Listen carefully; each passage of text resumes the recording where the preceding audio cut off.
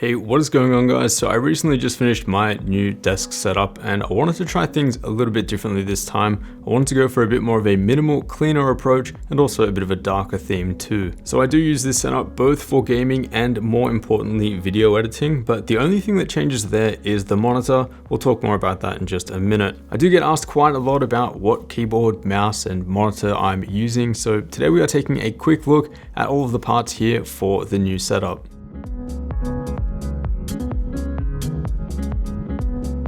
So I have put quite a lot of thought and planning into this setup, but the concept is relatively simple. Everything on the desk should serve a purpose and should match the setup in terms of color scheme. So let's start with the desk. This one's from IKEA. It's called the Ergonomic. It's 160 by 80 centimeters, but it does come in a smaller 120 by 60 if you prefer something a bit smaller. The tabletop is a dense particle board material that's pretty strong, and it's got a nice smooth dark wood finish. I really like the industrial looking heavy duty frame that supports the desk, and they are height adjustable as well, but only manually. You can get an electrically adjustable version, but it's about twice the cost. But if you really want your setup to double as a standing desk, you should definitely check that one out as well. Overall, really sturdy desk, has zero wobble when typing and enough space for everything that I need to put on it. For some additional storage, I'm using the IKEA Alex drawer unit. This helps store a few bits and pieces, some tools and my laptop, stuff that would otherwise be clutter and mess scattered around my desk. All right, now let's talk about the chair. And commonly people either go for those gaming racer style chairs that I'm not a huge fan of,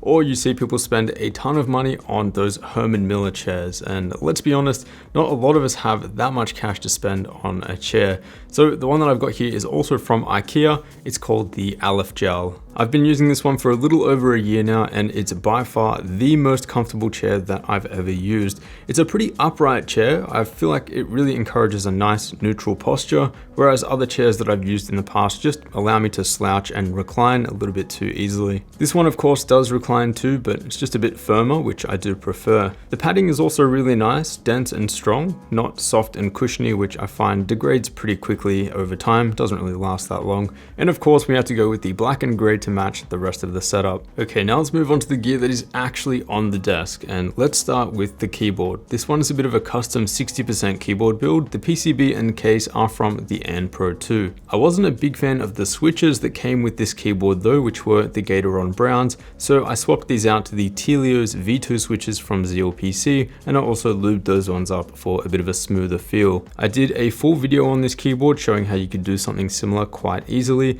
and if you don't want to solder like I did for the Pro 2, you can grab a keyboard with hot swappable switches, which are becoming a lot more common. I honestly feel like if you really want a premium feeling keyboard, you should really start exploring some of the exotic switch options out there, and also consider lubricating the stems and the housing of the switch too, because off-the-shelf Gatoron and Cherry MX switches really feel average in comparison to this. The keycaps that I've got on there are the DSA Blacks that I bought from KP Republic, and overall these do feel really nice to type on. They don't get greasy, but I just can't recommend them. They've worn out pretty quickly, even just a couple months use here, and most of them are crooked, so I might swap these out to something else in the future. Alright, now let's talk about one of my favorite parts of this setup, since this is a gaming setup, and that's the mouse. Now I've had the opportunity to test a ton of gaming mice over the last year or so, and this one in particular I haven't spoken about at all, but it's what I've been using for the last couple of months. This is the Endgame Gear XM1. It's a 70 gram medium-sized gaming mouse,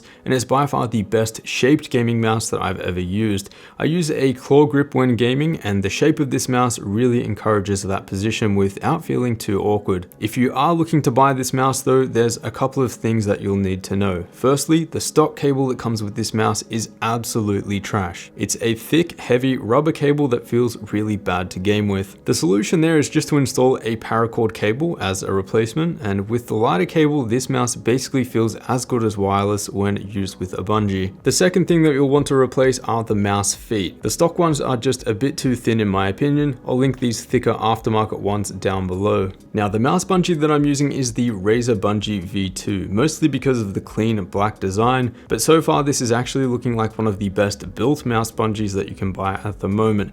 For those who aren't familiar with mouse bungees, they basically just prevent the cable from slamming around and dragging on your desk. Now since I play with a lowish sensitivity for gaming, I do prefer a larger mouse pad, and the one that I've got here is the Logitech G640. It's nice and big, so I never have to worry about running out of room, and the glide on this pad is really nice. The mouse practically floats. Now originally the borders on the pad were blue, so I just colored them in with a black marker to match the rest of the setup. Now my audio setup is actually super simple, but it's also super effective. Starting with the headphones, these are the Philips Fidelio X2s, which I've had for about 2.5 years now. Build quality has held up quite well, it has a few scuffs and paint is peeling a little bit, but overall these have gone through a beating and still look quite good. They are a warm sounding headphone, quite bass emphasized, so for gaming these are absolutely awesome.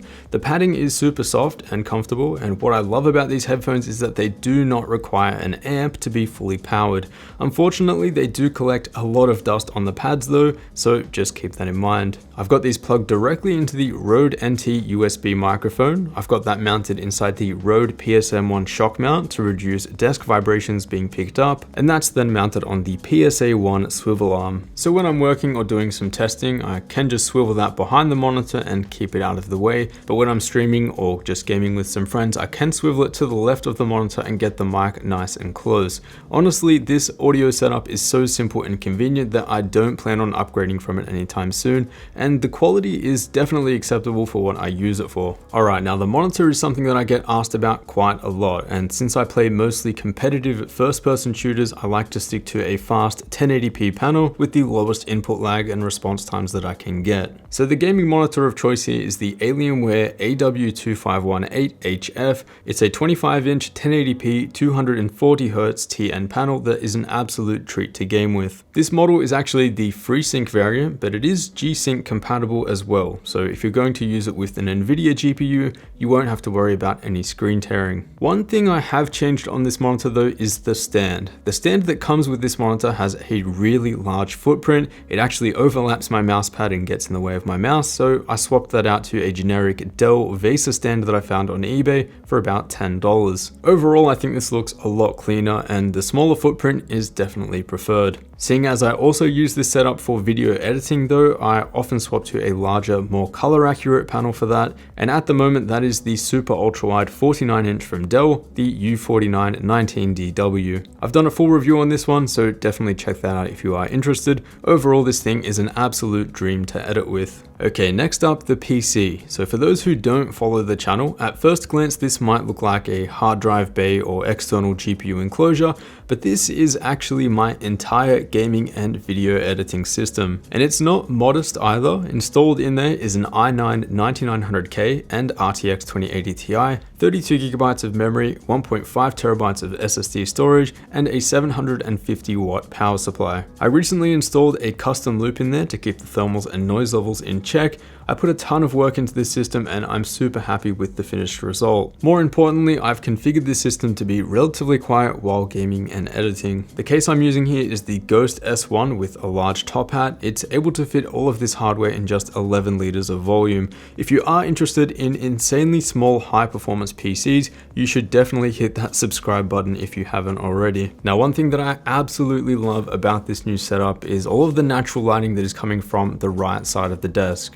During the day and even in the afternoon now, I'm still getting a ton of light coming through that window, so that means that I don't have to rely on lamps and artificial lighting. I do have one lamp that I use at night though. It's a touch lamp that I got from Kmart, and inside there is an RGB Wi-Fi light bulb. The specific one is from LifeX. These are pretty well established at this point, so I won't talk about them too much, but basically you can change the color and brightness with an app on your phone and also program it to do certain things throughout different times of the day. Now, in terms of cable management, I feel like I did okay here. The desk desk actually comes with a cable management net that clips underneath, and that turns out to be super effective. Other than that, just some double-sided tape to hold the power adapter to the bottom of the desk. Now in terms of extra stuff on the desk, there's not much else that sits on top of it, just a little fake plant from IKEA and also the silver YouTube 100K plaque for the channel. So that pretty much covers everything about the new setup. You guys will be seeing a lot of this new setup in background shots like this, and also in just B-roll shots, for example.